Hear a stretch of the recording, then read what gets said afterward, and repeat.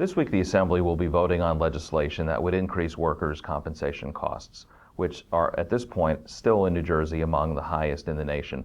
If you could talk a little bit about how the bill works and the fact that it impacts private employers, but not public employers, so it could have a large impact on our members who are already facing high taxes and mandates. I think what you just said is really key, that it impacts private employers and not public employers. And that's the reason why the Business and Industry Association is so concerned with this bill. What the bill tries to do is good. It tries to provide a cost of living increase for certain post-1980 workers' comp beneficiaries. But the way the bill goes about it is a concern because it just imposes additional fees on private sector employers. So what it does is it takes money from a surcharge that's paid on premiums by private employers. So even though both private and public employees would benefit from this, just private employers are going to pay for it. So it's an equitability issue when you think about it.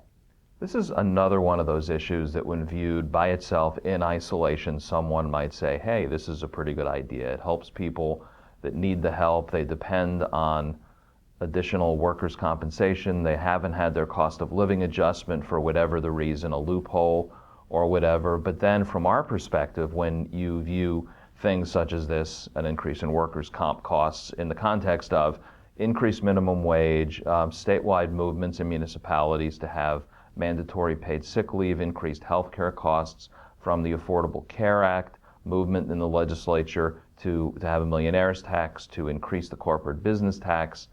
Already you're talking about a very sort of grim picture of the way policymakers seem to be viewing the ability of businesses to pay these costs. What leads to that point of view, and why are policymakers seemingly unable to see the whole and how it impacts the state's economic climate? Well, policymakers do need to see the whole, right? They need to consider that this legislation does not just exist in a vacuum. One piece of legislation may seem like it's a really good idea, but you have to consider the broader picture. And we all know of businesses that have closed their doors. And it's not because of one minimum wage increase. It's not because of the Affordable Care Act passing in and of itself. It's because all of these things taken together really affect a business's ability to keep their doors open. No business wants to close. No business wants to lose a good worker. And so where they can, they're working with workers, they're providing other benefits. But the more and more mandates we place on businesses, the more flexibility we lose in the workplace. And that's a huge concern. And lawmakers need to hear both from us as advocates. They also need to hear from those businesses themselves to tell them exactly what the impact is of this piece of paper, this law. How is it going to play out in practical terms?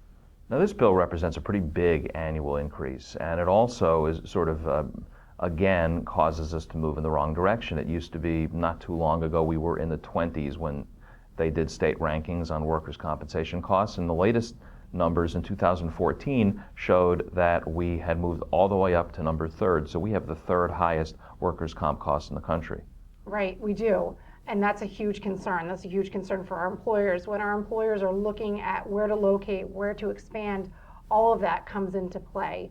And this bill would increase costs by $59.5 million a year once fully phased in.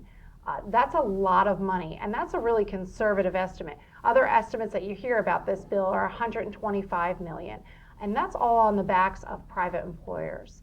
And so that's a huge concern. And employers are not stupid. They look at all of this. They look at a big picture where they see where it's going to be the best place to locate, to expand, and so we need to be mindful of that.